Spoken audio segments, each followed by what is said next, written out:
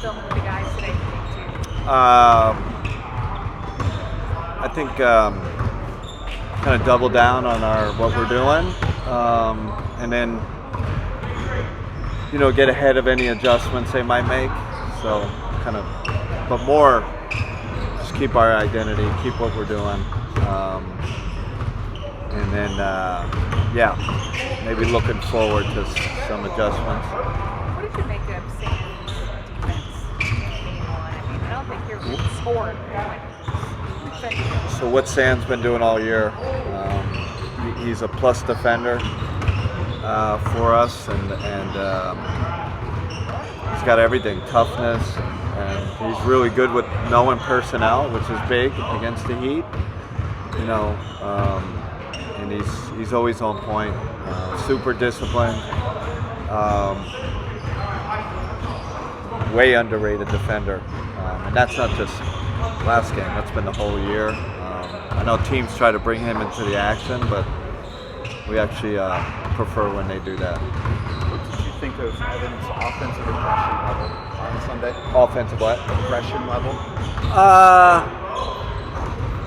Good. It could be better. I think part of that was we obviously want certain people in the actions. So this, he's obviously got the best defender on him. So we just got to be real strategic in who we're attacking. So he might have suffered a little bit because of that. But we still need him to be more aggressive, if that makes sense. How can you get DeAndre more minutes? Can you? I told the guys today, every game it's going to be someone different. Every game's going to be, we can play 28 minutes tomorrow. It's just, and kind of what happened, we have one group playing so well, and all of a sudden Sam gets more minutes than he usually gets, right? And so that affects everybody. So that's where, my feel and their ability to sacrifice. There are teams in the playoffs that play 8 guys, and that's all we're playing, and we stick with that. We have a little different philosophy. I think game to game you'll see, maybe besides the big four, minutes will change and fluctuate. How did you sense the guys handling that message that you sent about? Oh, they've been great all year. Playoffs are even more important because you never know. You never know if you're kind of not one of those core four, or and even the core four, there could be a time where someone doesn't finish, or they get a little less minutes because we have to go small, or it's all bets are off when the playoffs come. We've got to find the best combination and hopefully make the best decisions to help the team. DeAndre was saying last week that during practice he was still even kind of getting caught up on some of the calls and stuff. So he's had one practice. Right. That's kind of one real full practice. Unless I told somebody, it reminds me of Max a little, like I know the other guys are a little bit better, and they, and so it's a little bit, and even Max, when he was out, it took me a while to understand where to use him, how to use him. So we're still in that mode with him, and I think it's going to get better. The more we're together, the more this playoffs go on. But there's no doubt about it. We're going to need him. We're going to need him in the big games. I think he had a little bad luck when he, in his minutes, right? And then a little bad luck in terms of playing time. The tie with Sam, and that can play really well. So it's kind of what it is. Given how little practice time he's had, how do you see him adjusting and fitting into the way you guys play? Great. I give him an A in terms of understanding play calls, understanding defensive concepts. Like I said, I grade him out as an A. Now that you've had one game to see them, what's the biggest change in the post-Jimmy? Good question. They're not they're kind of relying on just on two players. I think they were two-player. Now it's Tyler, and then Tyler and Bam. With Jimmy, they had three guys. So I think with the other guys, it's a little more distributed. Burks and Duncan, and they can spread it around a little more. But I keep saying this is not a 10 seed. This is a 4 seed talent-wise, and just took them a little time to get it together. When you lose a major player, imagine if we lost Evan or Donovan. Like, now you have to reconfigure everything.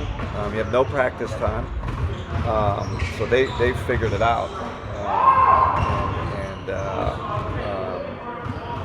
Wiggins obviously has a bigger role, and Davion has a bigger role. So, they found a way to shift the power to other players. When you talk about Davion, his ball pressure clearly stands out. Yeah. As a coach, how can you kind of get guys off the ball better when that happens, and what's the kind of challenge that presents when he's all? Yeah, I think with him and Bam, right? Like, and that was part of the Evan thing. It's like, how do you free Evan up, right? Or how do you get Davion off our best players? And I think if you watch a game, it's not one thing, right? It's not. It's a combination of things, and we got to continue to do that.